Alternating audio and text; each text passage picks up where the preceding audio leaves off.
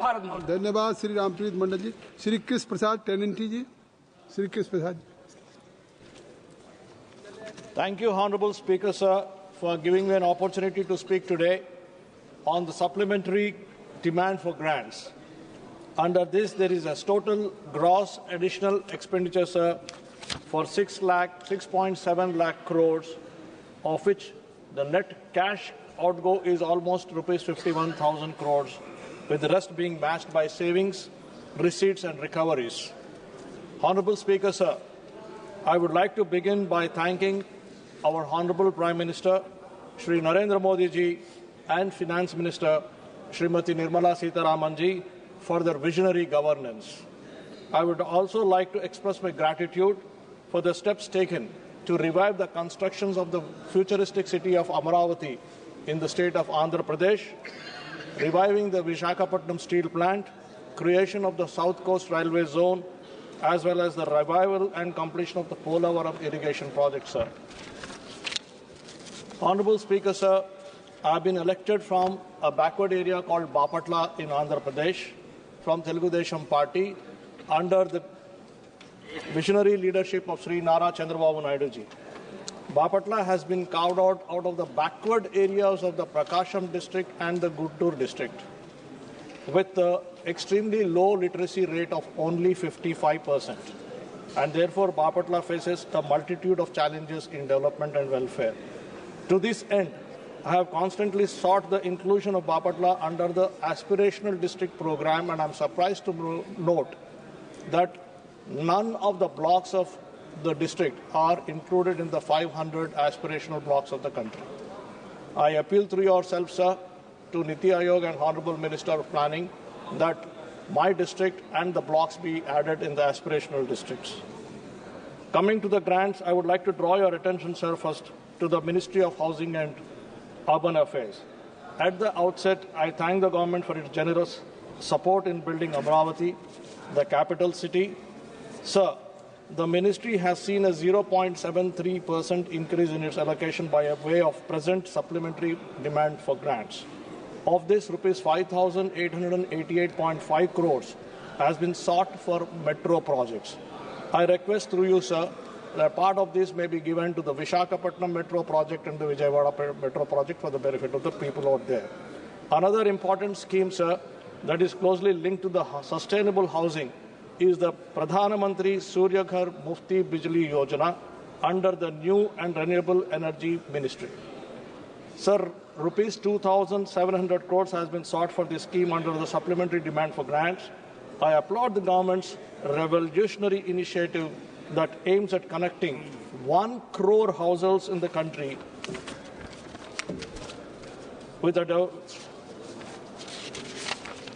domestic solar rooftop facility by 2027. In this regard, I would like to request through you, sir, the government to initiate a special drive to saturate the scheme in my constituency of Bapatla, which receives a solar radiation of around 5.35 kilowatt hour per square meter. The provision of selling surplus power to the DISCOMs everywhere in the country will create additional income for the households. However, the solar rooftop panels require strong structural integrity which may not be available in the Kacha houses. So therefore, my request through you, sir, for integral and integrity and coordination between the connected ministries to give 100% housing in the entire country, and so that this scheme also can be fruitfully implemented. Secondly, sir, I would like to emphasize the importance of skill development and the MSME sector in employment generation for the youth of India. India has always fostered a spirit of encouraging entrepreneurship. This has helped India in developing its MSME sector, evolving from traditional cottage industries to a vibrant ecosystem of over 63 million enterprises, driving innovation, employment and economic growth. But this growth is not incidental, sir. It was a result of vision. The Modi government recognizes the sector's potential, introduces policies, initiatives and reforms to expand and nurture it. The Make in India initiative and the Atmanirbhar Bharat Abhiyan has played a key role in promoting business, small business and local manufacturing in the country, giving special thrust to MSMEs. To ensure our growing industries have sufficient skilled human resources, there has been a renewed emphasis on the skill development as well. The Pradhan Mantri Kaushal Vikas Yojana and the National Skill Development Mission has been instrumental in transforming the skill landscape of the entire country, sir. I have consistently emphasized the need for a skill development center in every block of my district to ensure that the youth are empowered and with marketable skills and play their part in achieving the goal of Vikasit Bharat 2047. It is a manifestation of the classic proverb, teach a man how to catch fish, and he will feed himself and his family for the entire life.